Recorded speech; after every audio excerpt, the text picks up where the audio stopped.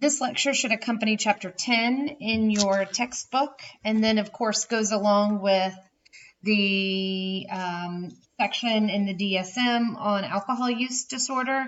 I'm going to be fairly, I'm going to go through this textbook provides an awful lot of PowerPoints along with each chapter. I'm not the biggest fan of the way that they have done this. I may look into changing that next time I teach this, but I'm going to skip through a lot of these PowerPoints here as I go through this chapter. But so this whole chapter is on alcohol and alcohol use disorder. What's interesting about alcohol is it's been around for a very long time. I'm not sure why that wasn't changing. It's been around for a very long time, and we have evidence of it being consumed for a very long time, and we also have evidence of it being a problem for a very long time. Your textbook references certainly it being present during the Roman Empire, and it being problematic for Roman nobility. Also, the Egyptians, we have evidence of it existing back in, oh goodness, what is it? As early as, the Egyptians creating mead and using that and becoming intoxicated off of it. What's interesting to know about Egyptians, and those of you that had me for issues and addictions probably already know this, but we also have evidence of Egyptians being sort of the first known individuals, first known society, first known time period of there being professionals that worked with, or specific set of people that worked with, and I quote, individuals mad from wine. So they were wine and beer. So they were the first ones to essentially identify a group of folks that worked with individuals who had problems related to using alcohol. And that's obviously unique for us in this course. That's obviously interesting for us in this course. But it is important for you to know that alcohol has been around for a very, very, very long time. And as a result, or as a result of, because of, however you want to state it, it's one of the most abused drugs. Even though it's legal, it has a greater effect, and is as you see in this chapter is very damaging. Alcohol has the greatest effect on the organs in the human body, and as a matter of fact, it affects every organ, and can have the widest range of physiological effects on human beings when compared to other drugs. I'm not going to go too much into where alcohol comes from, but I find that first part of this chapter very fascinating. So the fact that, how much alcohol it takes to start to produce some behavioral effects, physiological effects, and the different types of alcohol, ethyl alcohol, isopropyl alcohol. I find that to be methyl alcohol. I find that to be quite fascinating. And of course, ethyl alcohol is what we're talking about here in this class, and what causes physiological and behavioral effects, and certainly what leads to alcoholism and alcohol use disorders. Sorry, I'm not changing this. Let me keep going here. Then it goes into your chapter goes a little bit into, particularly in the United States, prohibition and temperance movement. I'm not going to go into too much detail about that, but please read on it. It's very interesting.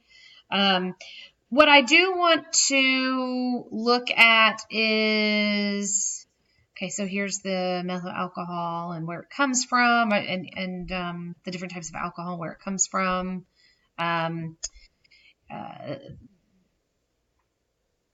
This is an important factor here. There is no nutritional benefit. There's no vitamins, there's no proteins, there's no minerals when you consume alcohol. And so it's not uncommon if you're working with those with alcohol use disorder for them to also have nutritional deficiencies and vitamin deficiencies, et cetera. And so similarly to other mental health issues, it is imperative that when we work with folks that we consider things like, when have they had a physical? When have they been to a doctor for a checkup? And particularly those that drink alcohol in high quantities and have alcohol use disorders, it's really, really important because as you can see in reading this chapter, nutrition is poor and health is poor when folks drink a lot and don't eat properly, and just the absorption effects of alcohol and not eating things that contain their daily nutrition that is needed.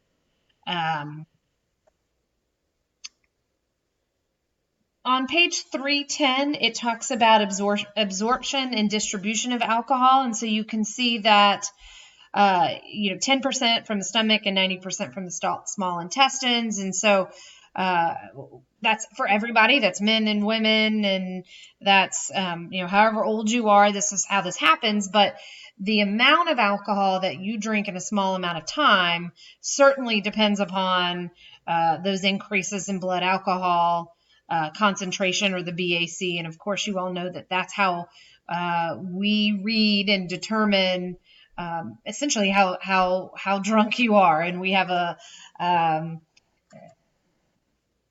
society has decided what an inappropriate BAC is. But even at lower levels of what society has deemed to be inappropriate, physiological and behavioral changes occur in individuals who consume alcohol. So even having 1 to 1.5 to 2 drinks, you're starting to feel the effects. And then, of course, again, how much alcohol are you consuming in a short amount of time? On page 312, table 10.1 is very interesting.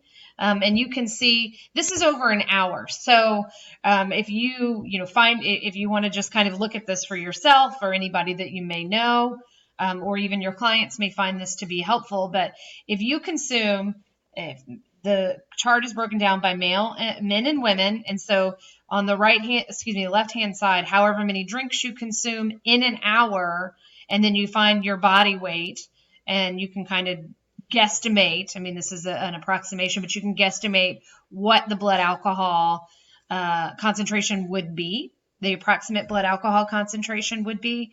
And of course, again, this is within an hour. This is how many drinks you're having in an hour. So imagine if you're doing shots, then you're consuming a lot more alcohol in an hour than you would, say, if you're just sipping on a glass of wine. If you're chugging beers, again, so you're going to be consuming a lot more alcohol than in that shorter amount of time frame. And of course, that's going to account for an increase in blood alcohol, the blood alcohol concentration, or your BAC. Very fascinating information about the Asian population on page 311 and 312. This is very accurate. You may not see too many individuals come across your work with clients who are of Asian descent because of this gene that makes drinking alcohol really, really, really unpleasant. Certainly there are variations. There's 10% that is, they just can't drink it at all. And then this sort of smaller part, then another, it says 40% in your textbook has a gene that they can drink it, but it's still really not necessarily all that pleasant. And so you may not see them because they have a very low risk of developing an alcohol use disorder because of this gene or these genes, depending upon of course, what the individual has. Let's see. So going through, of course, what's really important is there are gender differences, and then going even further, in addition to gender differences, there are environmental differences in how you feel and how alcohol plays itself out when you're drinking, when you consume it. So there's gender differences, there's environmental differences, there's perceptive differences. So if you have this idea that you want to be drunker, that can certainly affect how you feel when consuming alcohol. The amount of food that you eat, again, going back to that. So having more food in your stomach slows that absorption rate. And so you may be able to not feel the effects and maybe not have as much of a blood alcohol concentration as if you had an empty stomach. These are all really important things to know as you sit across from your clients and you talk about, potentially some of those negative consequences that they have been experiencing as a result of their use, and certainly what's leading them to seek treatment from you. Going on, you can see there's different types of tolerance, and I'm not going to go too much into that. I want you to read it, but certainly we look at the physical dependence and, of course, we look at behavioral tolerance, and then going on, you can see the description of physical dependence. On 314 under behavioral tolerance, I think this number 4 is pretty interesting. That there's no doubt. There is no doubt that behavioral tolerance exists not only in humans, not only in animal studies, but certainly we see that in humans. And then, of course, going down to physical dependence, read on that. This talks a lot about hangover and delirium tremors and blackouts. This is very important for you to know, particularly maybe when you're seeing a client for the first time and you see them during a psychosocial or an intake. They may be in a hangover or coming off of sort of being blacked out, or may still be experiencing DTs. This is really important to know that because withdrawal from alcohol is so deadly, it is never recommended that individuals do this on their own. And as a counselor who may be sitting across from someone doing an intake, it is your job to make sure that they get the most appropriate information, and that is that they seek medical treatment for detox. And your book talks about the protocol for detox from alcohol is to be prescribed another CNS depressant, just in a different class. And so they're going to be prescribed benzodiazepines or something that's not alcohol, but will also suppress the increase or the hyper state of their central nervous system, but do so on a longer acting scale and under medical supervision, of course. I'm way behind here in my talk. I'm ahead of my talking is ahead of my PowerPoints here. There's the different tolerance, behavioral tolerance, of course, what we're interested in. And then physical dependence. Let's see. Talks about hangovers, DTs. DTs, that's a pretty significant sign that the individual's alcohol use has increased and is pretty severe. Of course, that's shaking and tremors and potential convulsions and seizures. Let's see. Your book talks a lot about motor coordination, fine and gross motor coordination as a result of drinking. Of course, the more you drink in a quicker amount reduces your coordination. The more you drink over sustained or long-term period reduces those types of coordination.